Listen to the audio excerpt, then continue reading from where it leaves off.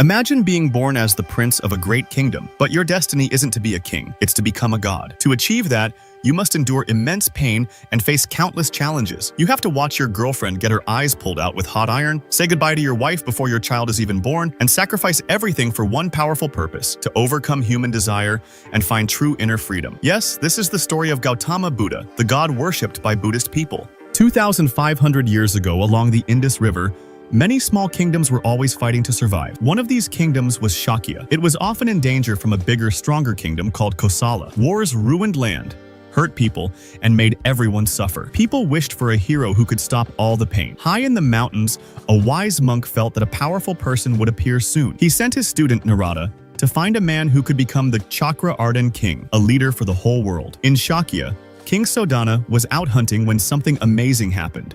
All the forest animals gathered silently around him. Excited, he ran home to tell his wife, Queen Maya. She shared a strange dream. A huge six-tusked elephant entered her body. The king believed it was a blessing. He thought their child would be born with the power to end suffering. With Kosala's army away for a while, Queen Maya was safely taken home to have the baby. Meanwhile, a young slave boy named Chapra struggled to survive. While carrying valuable goods, he was robbed by a clever little thief named Tata. When Chapra's master found out, he threatened to sell Chapra's mother into slavery if the stolen items weren't returned in 3 days. Chapra tried to steal the items back, but got caught and badly beaten. Feeling hopeless, Chapra promised himself he would fight against slave traders. Tata and his sister found Chapra. Though they were poor thieves themselves, Tata felt sorry for him and offered to help. That same day, slave traders captured women, including Chapra's mother. Suddenly, a tiger jumped from the jungle and killed the men. The tiger attacked Chapra's mother, but Chapra ran to save her. The tiger ran away, revealing Tata's secret. He could control animals. A passing monk, Narada,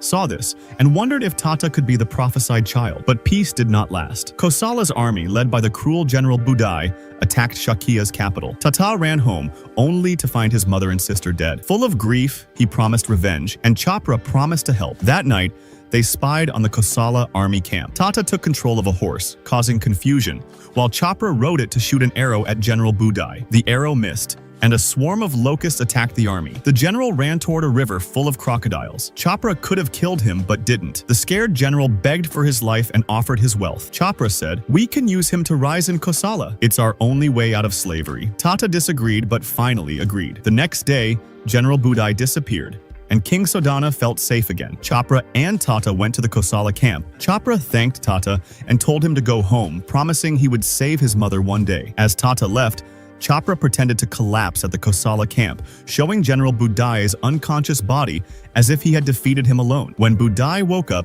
he was grateful. Chapra humbly accepted praise and earned the general's trust. Budai offered to adopt Chapra and give him a place in his service. Chapra accepted, seeing this as his way to gain power. Meanwhile, in Shakya, Queen Maya was taken to the Rohini River. At sunrise, she gave birth. She felt like the whole world was blessing her child, but her health got worse, and she was rushed back to the palace. Before dying, she asked King Sodana to name her son Siddhartha, meaning the one who has accomplished his goals. She passed away, leaving the baby to his father. A wise monk soon came and was amazed by the newborn. The baby pointed one finger to the sky and one to the ground. The monk said Siddhartha would become the Chakra king, a leader of the world. 10 years passed.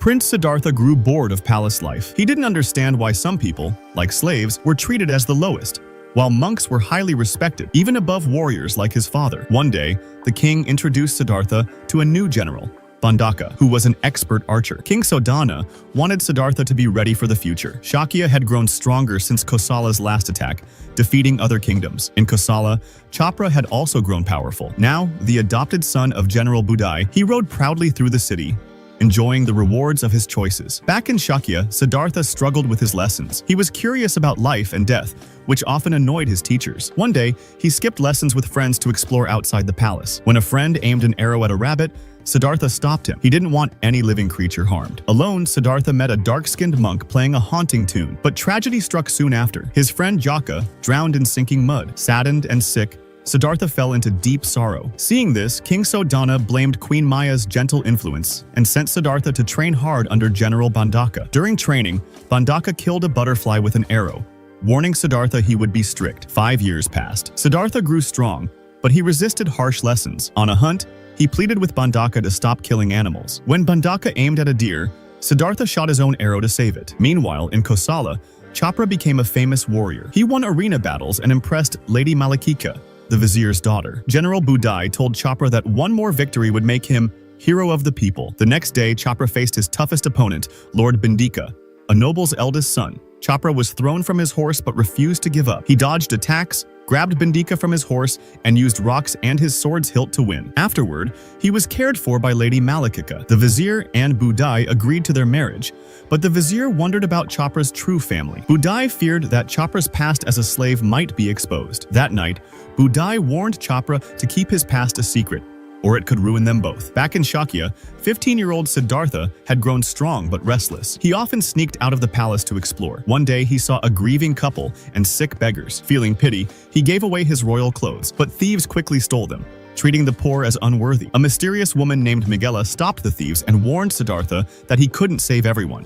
They had already been abandoned by society. Curious, Siddhartha asked her to show him more of the world. She showed him poverty, starvation, and the harsh punishment of a slave who stole fruit. She told him, "We all die one day, no matter our caste." Siddhartha grew close to Migela, but General Bandaka secretly watched, planning something. When King Sodana learned Siddhartha was spending time with a commoner, he scolded him and forbade him from leaving the palace. Angry, Siddhartha protested. That evening, Bandaka arrested Migela and prepared her for execution. Desperate, Siddhartha confronted his father with a sword, demanding her release. Seeing his son's anger, King Sodana agreed to save Migela, but only if Siddhartha married Princess Yasodhara from a neighboring kingdom. Siddhartha reluctantly agreed, but Bandaka cruelly blinded Migela with a hot blade, so she could never see Siddhartha again. Tearfully, she told him to become a great king, leaving Siddhartha weeping as he was married to Yasodhara. In Kosala, Tata arrived with Chopra's mother, guided by the monk Narada. Chopra was celebrated as General Budai's heir. His mother, heartbroken, refused to visit him. She knew she didn't belong in his new life. Chopra tricked Kosala's leaders into attacking Shakya again. King Sodana urged Siddhartha to prepare for war, but the young prince refused.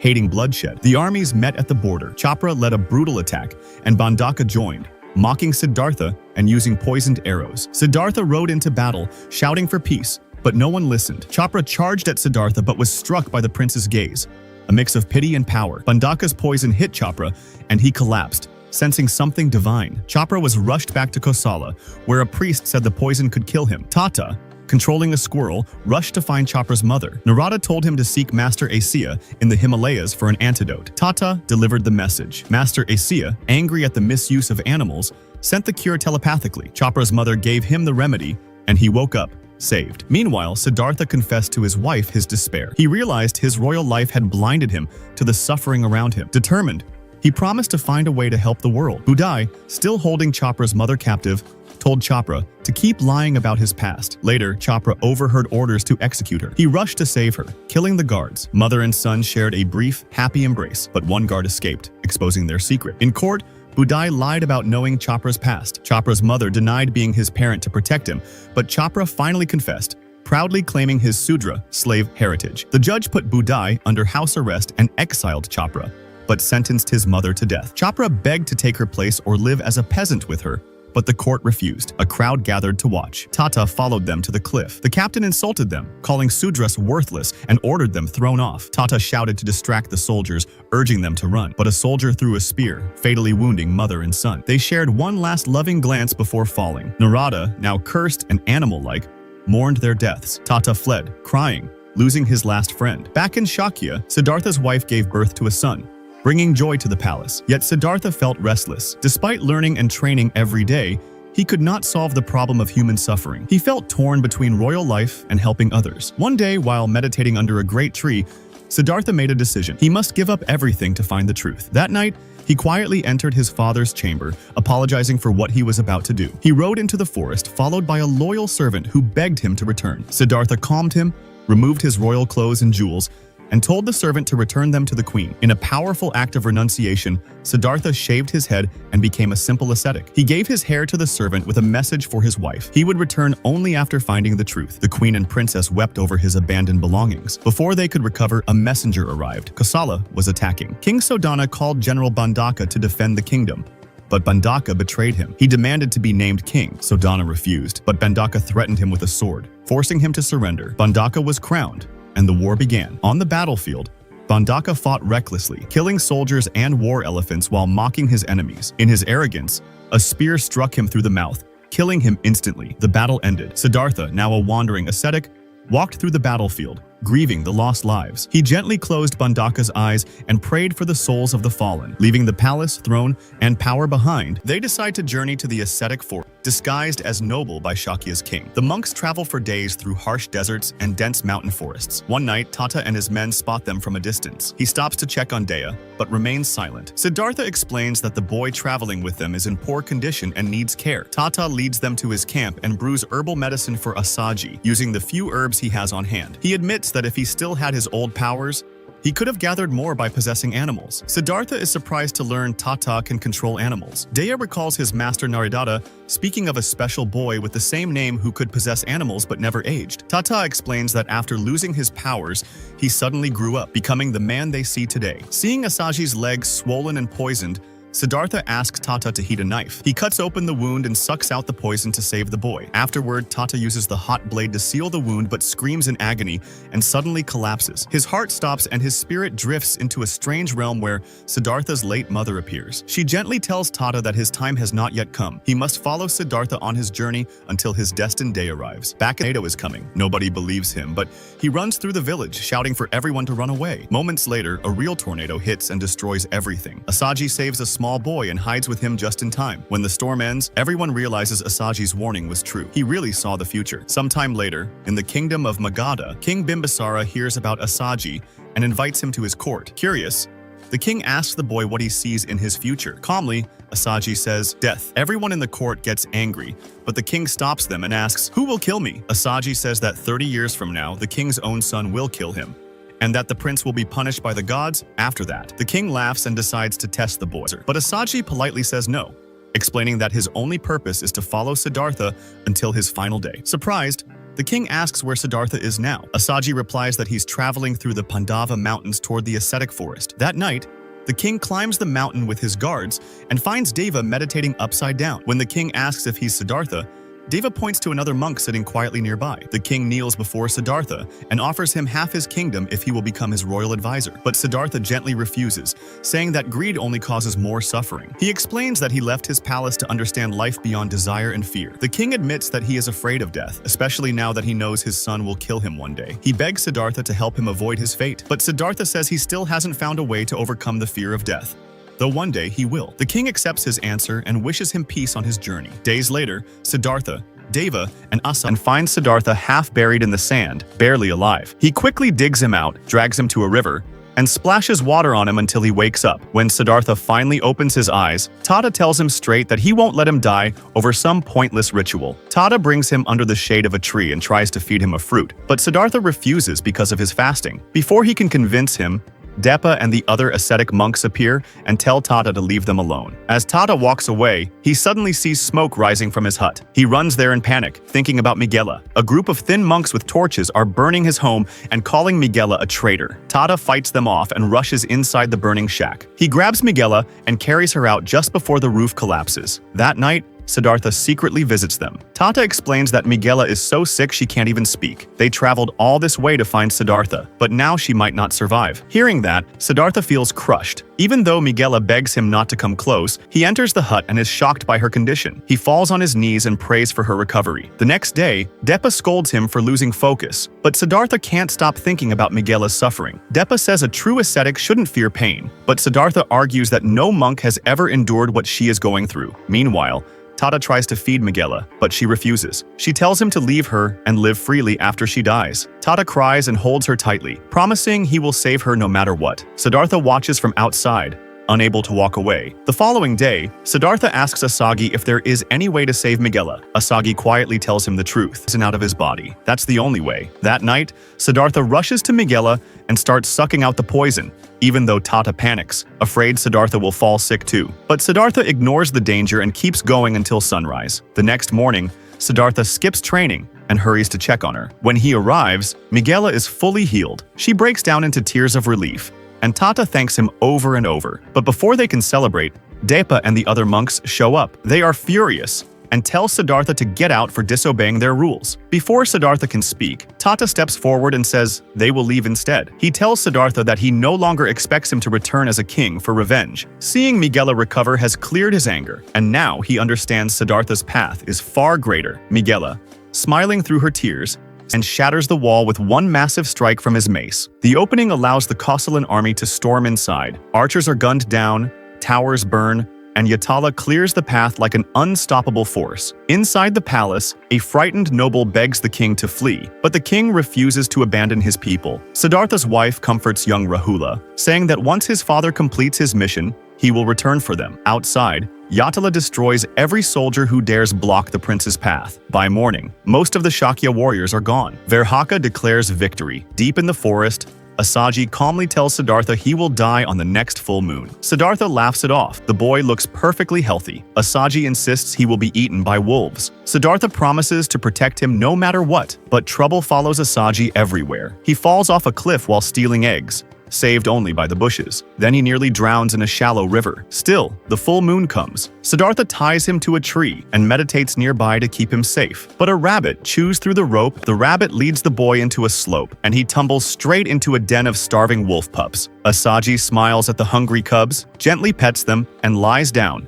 telling them he will fill their stomachs. Siddhartha arrives just as the adult wolves attack. The sight shatters him. He runs blindly until he collapses in the grass, crying helplessly. Depa eventually finds him and forces him back into training. Siddhartha is pushed far past what his weak body can handle. Burned, tied, starved, left in the sun, and dragged through storms. The other monks beg Depa to stop, but Siddhartha refuses to quit. Days pass without water. Even Depa finally admits Siddhartha has reached the extreme limits of ascetic suffering. But Siddhartha's mind continues searching for answers. One day, strong winds blow his fragile body off a cliff into a waterfall. As he sinks beneath the water, he feels nothing, not even fear. For a moment, he wonders if this emptiness is the ultimate truth Depa always spoke of. Instead, he slips into a strange realm where he hears his mother's voice. She explains that Asaji's death was part of the natural cycle, life feeding life. Though the truth hurts him, she urges him to keep living. Siddhartha wakes on the riverbank. A bowl of warm soup sits in front of him. He thinks Asaji returned, but it is only a kind village woman. Her small act of compassion brings him to tears. After thanking her,